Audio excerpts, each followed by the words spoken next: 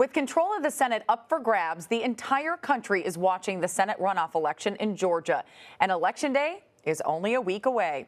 Incumbent Republican Senators Kelly Loeffler and David Perdue are fighting to keep their seats in a state that went blue in the presidential election for the first time since 1992. Patricia Murphy is a politics reporter at the Atlanta Journal-Constitution. She's been covering the race. She's here now to talk about the final days of the campaign. Jon Ossoff and Reverend Raphael Warnock, the two Democratic candidates, held a rally together yesterday, and Ossoff had some thoughts on the stimulus package the president signed into law Sunday. I want to play you some of that. Take a listen. $600 is a joke, DeKalb County. You send me and Reverend Warnock to the U.S. Senate, we will put money in your pocket because the gas bill is due, the rent's overdue, the credit cards are maxed out. We are hurting through no fault of their own, and you deserve better. Increasing stimulus payments has become a big campaign issue, and now the bill is in the Senate's hands after the House voted to more than triple stimulus checks to $2,000. Where do Senators Loeffler and Perdue stand, and could Senate Majority Leader Mitch McConnell's opposition to bigger stimulus payments cause some problems?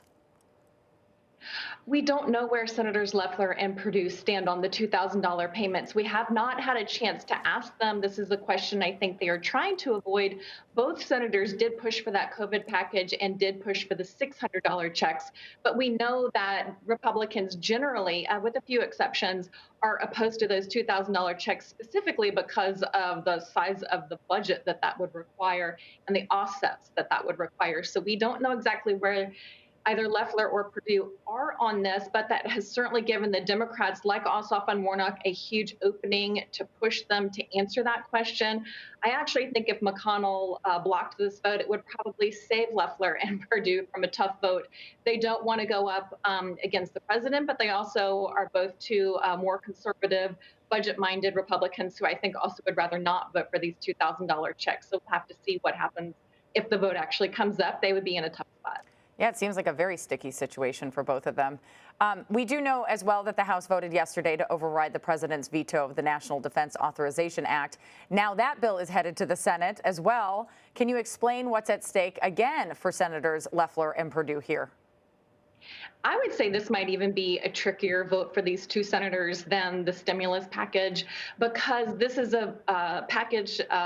The military spending bill is something that both of these senators have championed.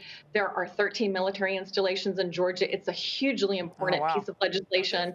However, neither one of these senators wants to go up on the record against President Trump. Trump is coming here to Georgia to campaign for both of them on Monday night, the day before the runoff.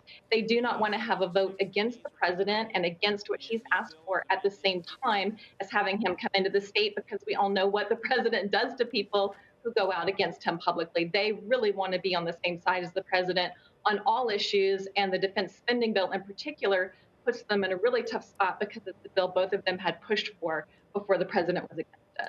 Well, and that's the president expected to be there, as you said, next Monday, which is just the night before the election. Do you think that his support is helping them, or could it potentially backfire at this point with everything else going on?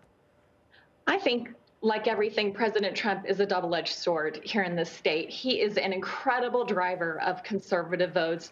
The votes from conservative voters are not coming in at the same pace as they had before the November election with early voting. So when the president goes to North Georgia, that's to really run up his numbers and run up Republican numbers in the very conservative part of the state.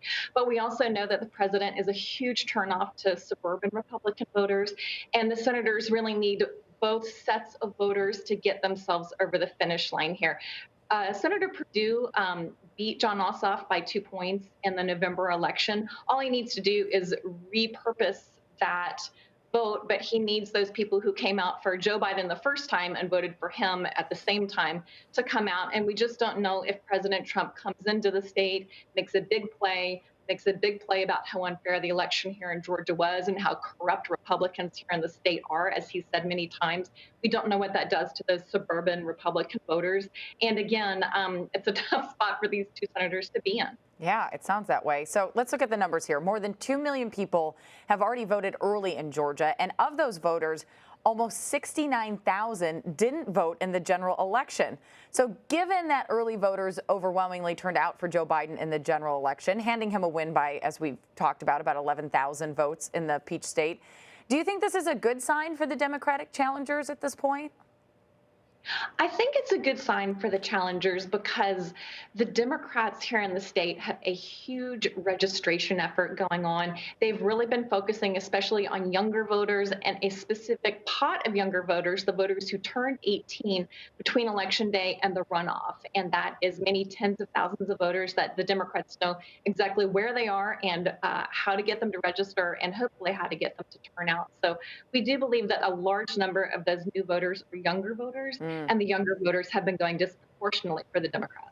That's really interesting. I know in the final days of the campaign, too, there's been a lot of talk about how important the Latino vote will be in this race. We saw very different outcomes in states like Florida and Arizona. How are the candidates trying to court those voters, and could they make a difference in Georgia?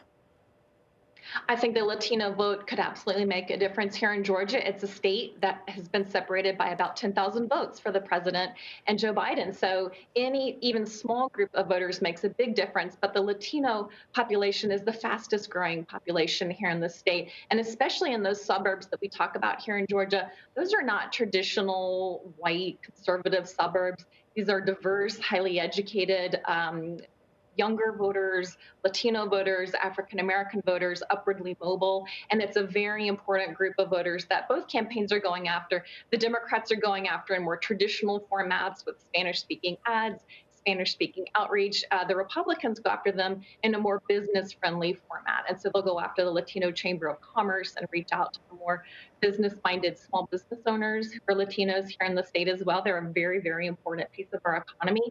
Each side knows that they're crucially important, and the Democrats did better with them the last time around, and they certainly are hoping to do as well, if not better, on Tuesday.